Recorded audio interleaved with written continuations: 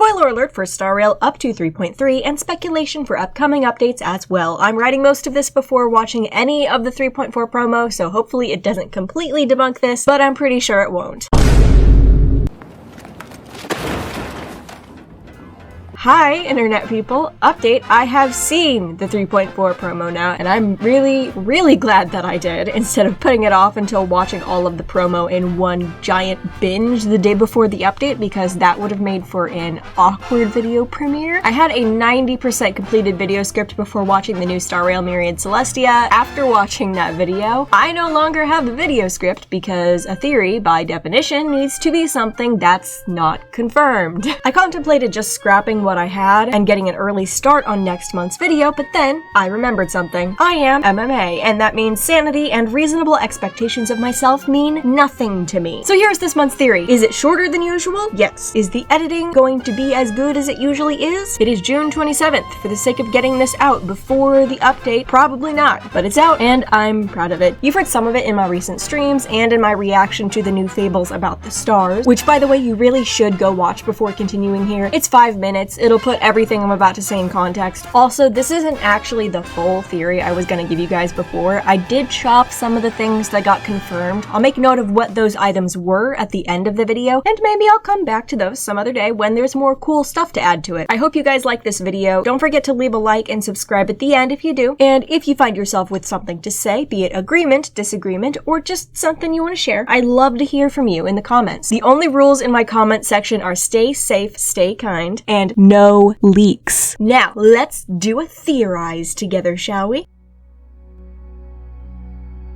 Okay, so in the Myriad Celestia that got released within the past week, we've finally got formally introduced to the 7 Lord Ravagers. And what's even better, the devs also gave us an actual text post so we all know who we're looking at. I did get a few of their names wrong in my reaction, so let me just correct myself for all to see here. They are the Archforger. No, this is not Sun Devourer, despite the presence of literal suns in its design. This is the one that has been fondly referred to in the readables as Unnamed Antimatter Ravager. Up to this point, because it has the capability to unmake planets on an existential level. This thing is a Pramod, the person we previously knew only as the chess player. Apparently his title among the Ravagers is Grandmaster, which, if you watched any movies about chess, is the highest rating a chess player can receive. Selenova is this lady here. She's Nanook's second in command, and I'm sorry if I can give off like a 10th of the aura she has. That would be so amazing. Can someone tell me how to aura better? This one is called Luxbane, otherwise known as the Sun Devourer. This right here is Zephyro. Apparently he's the scary one. Everyone already knows Phantilia. And last but abso-freaking-lutely not least is Iron Tomb. Hey guys, remember this freaky alien looking thing that I spent like 15 minutes trying to understand during my 3.3 stream? Apparently Iron Tomb is the Lord Ravager imprisoned on Amphoreus. And wow, I hate this. I spent so long trying to rationalize in my brain what this is, because my brain literally couldn't comprehend that I was looking at a person. That is some Eldritch level horror right there. In hindsight, it feels obvious. Each of the Ravagers has a very specific way they like to cause destruction, and also I find it so interesting that each of them looks like they're aligned with the path they're trying to destroy, aka they're trying to use the path's own energy to destroy that path, aka more proof for my theory that the path of destruction specifically means self-destruction. Iron Tomb's tactics specifically lie in taking control of computerized beings, intellitrons, automatons. If it has a circuit for a brain, Iron Tomb is capable of assimilating it into an army that destroys the entire civilization. This makes Amphoreus a perfect prison for them because, at least in present day, it has very little technology that Iron Tomb would be able to hijack. The technology they do have all got shut down ages ago, and given that Iron Tomb is depicted on a mural in the place where the techie tech is all located, I have a distinct feeling that they had something to do with that too. But as I was researching for this theory, and I'm talking before the Myriad Celestia, I started noticing something interesting. This is gonna sound crazy, but I promise I'm not saying what it sounds like I'm saying it first. Hear me out for a second before you click away, alright? You guys remember Phantilia. She's actually a Heliobus, right? And as we learned from Fictional Garden, the Heliobi are more or less energy vampires. They literally eat other creatures' emotions emotions like food by attaching to them and slowly draining them of their personhood over time. And each of the Heliobi likes the taste of some emotions better than others. Fear, anger, ambition, loneliness, grief, curiosity. Phantelia's personal favorite unhappy meal is an entree of gradual and terminal loss of hope, served with an appetizer of confusion and with despair and the collapse of the self for dessert. She's also known to be a connoisseur of large-scale conflict between cultural groups, like the ones she engineered on the Sandra LeFou with the Disciples of Sanctus Medicus and then again with the Verison. So, is it a coincidence that we have a character on Amphoreus who has been drained of her personhood, who also has a gold tattoo very similar to the one Phantelia left on her previous victim? As I said very passionately on Twitter this week, Aglaia is not a ripoff of Fugue. The similarities are very intentional. Seriously, what sounds more plausible? That they ran out of design ideas and decided to rip off the character they released 2 banners ago out of all the characters available to them? Or that the similarities are intentional and this is their way of trying to make us see thematic parallels between the two without giving away way more than they want to right now. It is a serious pet peeve of mine when people assume someone else is incompetent rather than considering the possibility that they themselves might not have all the information yet. Also, our very first impression of Aglaia was her holding a golden apple, which if you know anything about Greek mythology is an object symbolizing beauty, yes, but was also the thing that started the Trojan War. Not to mention, the golden apple of discord, cause yes, that's what it's called, came from the Garden of the Hesperides, which is Greek mythology's take on the forbidden garden with the magic fruit guarded by a dragon that nearly every mythology system has. You know who else took fruit from another forbidden tree guarded by a dragon? Phantelia. I freaking love when my 3 years as a Christian theology major come in useful. In other words, am I saying that Aglaia is possessed by Phantelia? No, I'm actually not. Because guess what? She's not the only one symbolically represented here. Zephyro is known for being a one-man army and is named after the Greek god of the west wind, Zephyrus. Also, he's obsessed with endings, like the exact moment of endings, which on Amphoreus is synonymous with beginnings. You know who the Greek god of endings and beginnings is? Janus, aka Yanis of Yanissopolis. Who does this all connect back to? Trivios. Then we have the chess player, Asad Pramad. Guess what imagery is pulled into the picture again and again in the early trailers? A chessboard. Of course, for being slowly clued now into the chess motif linking back to Ceridra. Selenova is my favorite parallel because I feel like she connects to Cyrene. Archforger gives me major mighty vibes, especially with Castrum Kremnos being a literal giant walking forge. Same with Sun Devourer, aka Luxbane, and Castorus. And I'm gonna stop there because I think you get it. Are some of these a bit of a reach? Yes. This is the part I had to rush, guys. I'm sorry. This is what you get. But there are still some threads there. And taken all together, that means that all of them have some connection to Amphoreus in some way, even if it's only symbolic. And even though we have our answer about Iron Tomb now, we still need to explain why that is. First though, I want to address the big reveal that happened at the end of 3.3 because it's pretty important. Quick recap of 3.3 so we're all on the same page. You ready? Recap incoming. Everyone is dead. Great, now that our recap is out of the way. No, I'm kidding. Most of the update was centered around us fighting a giant mechanical flying god, learning about sky racism, fighting a giant mechanical flying god again, and then everyone dies. I really should have been more prepared for that. But the relevant reveal I'm talking about is Amphoreus was created using one of Emperor Rubert's scepters. Quick crash course on Rubert. Rubert the First is a true rags to riches story. It began its life as a random broken computer sitting in a scrap heap with nothing but a barely functional mechanical arm to its name. But by the time its life ended, it had some impressive accolades to its name, including being member number 27 of the Genius Society, founding and ruling an empire of purely inorganic beings, and what was that last thing? Oh, right, analyzing the world, coming to the conclusion all organic life is flawed, and coming up with a suitable solution to correct it. When the dust settles, the only thing living in this world will be metal. Rubert made a computer virus called the Anti-Organic Equation, which caused any inorganic being it infected to turn on and destroy any organic beings in its presence. I have what the Avengers never will: harmony.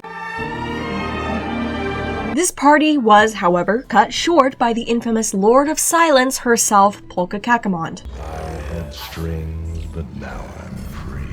And things were great after that, until someone rebooted Rupert and thus began Rubert II's reign. It's implied that Polka Kakamond did eventually say heck no and take Nepo baby Rubert out as well, but not before Rubert II invented the scepter system, which, as I predicted last month, called it, is capable of warping time and space within a certain area, making an almost perfect containment field for anyone Rubert couldn't kill, but didn't want running around. After Rubert II's death, most of the remaining scepters ended up in the hands of the Intelligentsia Guild, but according to the IPC, all of them were eventually destroyed. Okay, so apparently at least one survived, and is now being used to contain Iron Tomb. I guess the next question is, where is he hiding? Well, considering that Iron Tomb's specialty is manipulating advanced technology, and how there's only really one form of advanced technology we interact with on Amphoreus, aside from the big scary sky stuff that's been shut down for centuries, and considering the big reveal at the end of the trailer, I think it's safe to say that our Lord Ravager might be Lygus. Not only that though, you see this four-pointed star being used to sort of represent a face? That appears one other place I can think of to represent not Iron Tomb, but Rubert. And seeing as the list of entities that have caused the most destruction in the Star Rail galaxy goes something along the lines of 1, the Swarm, 2, Rubert, 3, everyone else, I would not be at all surprised to learn that Iron Tomb is just another name for Rubert III. But then the question remains, what about Phainon? Because aside from being the golden boy of Amphoreus, the sun around which all the planets revolve, he's also Hoyo's favorite child. They're not going to write him into a story just so people use him as a scapegoat. Just because I don't think Phainon is the Lord Ravager doesn't mean I think he's just an innocent bystander in all this. In my mind, it's possible that the Scepter Prison was made for him, not Iron Tomb, making Phainon something arguably much worse. And to explain that, I'm gonna pivot for just a second and talk about destruction as a concept. A couple months ago, I made 2 whole videos about the paths and elements of Star Rail. By finding the things the followers of the different paths had in common, I was able to nail down the reason behind why each of them is on their specific path, and I was able to do the same with the elements. And then I was able to link each element to a path using those underlying themes. Like how erudition is all about possibility and breaking things down to understand or use them in interesting ways, and quantum characters do the same thing, just in different ways. The only place this system fell apart was with preservation and destruction. They match up with fire and physical, but figuring out which one goes with which is tricky. But guys, I found the reason why, and it all comes back to Phainon. Here's what you need to understand that I didn't quite land on back during those videos. Preservation involves giving up your identity, your desires, or your will in order to become the embodiment of someone else's will. And aside from March, who we don't have enough information on to analyze yet, this fits our preservation characters really well, and even extends up to Klepoth theirself. Did you know the name Klepoth means an empty shell, something that's been hollowed out? Destruction, on the other hand, involves self-destruction, specifically. All the destruction characters are in conflict with their own essence in some way. They struggle and fight against it, but in the end, they can't help being what they are, no matter how they feel about it. And if your run-of-the-mill destruction pathstrider feels this way, how much more does that apply to their Eon? Self-destruction requires inner conflict, and what that means is Nanook doesn't want to be what they are. They don't want to destroy, but they can't help it. The little information we have about Nanook's backstory tells us that they ascended when their home planet, Adlavun, was destroyed. My guess is that the actual story was a lot more complex. Imagine if Nanook, or whoever they were before, tried to save their planet but ended up accidentally being the catalyst that set the whole thing ablaze. Complete and utter devastation, and in the middle of it, they ascended. And if that is what caused them to ascend, then it wouldn't stop there. Every good thing Nanook tried to do would go wrong. Everything they touched fell apart. I think this is the origin of Nanook's desire to destroy the path system too, because how could a system that somehow turned their own self-loathing into their purpose be a good one? Eventually, Nanook decided enough was enough, so they went to, guess who? Noose and Fooly, and said, hey, help, please? Just lock me away. That way I can't hurt anyone. And you can both study me while I'm in baby jail, so if I do ever get out, you guys will know how to defeat me. And honestly, that should have been our first clue. What singular emanator needs not one but two eons to keep them contained? So Fuli and Noose whipped up a perfect containment scenario. They took Nanook's memories of Adlevin, stuck them in a leftover scepter, patched in the flame chase journey as a way to keep Nanook running in circles instead of trying to get out, and voila! Fuli takes Nanook's memories and Nanook becomes Phainon, reliving the events that led up to his ascension over and over and over again with no understanding of what he is. This explains the mix-up between preservation and destruction, because by all rights, he should be a preservation character. But as hard as he tries, he can't be, because that is the essence of destruction. That also explains why all the Ravagers sort of seem to be represented on Amphoreus. If Amphoreus is built using Phainon's memories from before he was Phainon, then it's highly likely that the people there, Mighty, Tribby, Aglaya, Cass, Cyrene, they're all representations of people Nanook knew on Adlevin. They aren't representations of the Ravagers are representations of them. Nanook, as much as they could, surrounded themselves with people who reminded them of home. Guys, help, I'm having feels. Amphoreus' fate, this horrible cycle of constant death and destruction, it's horrible. But for Phainon, this is about as good as things can get. He has good moments, but in the end, he's just constantly clawing at the walls around him, trying to fight against his fate, to tear it apart with his bare hands. Can an eon change their nature? I think so, because there is one moment where we see Nanook do something good, something that sent shockwaves across the galaxy in a way that has already saved millions of lives, and that was when he chose us. With the way time works in Star Rail and with the scepters, I firmly believe this was not just him taking notice of an act of self-destructive bravery. This was him recognizing us, and in that moment, I think Nanook understood what Casterus said. Let my blood-stained hands give something back to the world for once. And so, instead of taking life, just one time, Nanook managed to give it back. That was our first time cheating death. That's where it all began. But will our survival ultimately help or hurt the galaxy more? Only time will tell. Hi everyone! So yes, this was very theory. Sorry, I haven't edited this yet, but I already know I'm gonna be in such a time crunch. Either way, I hope you enjoyed it. Fun fact, if you're watching this on July 1st, it's my birthday! Woo! And if you're watching this on July 2nd, you might want to check if I'm live, because I'm streaming the new update on Twitch and YouTube. You should come join for a bit. This video was so rushed, but I'm really glad I did it. By the way, I have a new PNG tuber on the way. I plan to release it when I hit 50,000 followers here, which is surprisingly not that far away. Lastly, a quick thank you to everyone under my reaction to the Myriad Celestia and in my recent post who were so kind in urging me to post my thoughts. If I'm being honest, you guys gave me all the motivation to do this, and I appreciate you so much. Anyway, I hope you guys are having an incredible summer. I'll see you all next month because yes, there will be a theory, and it's one I'm very excited about. And until then, remember, stay safe, stay kind. Oh, and by the way, my original theory was about the IPC using the scepters to imprison eons so they could merge them and harness their power. Okay, bye!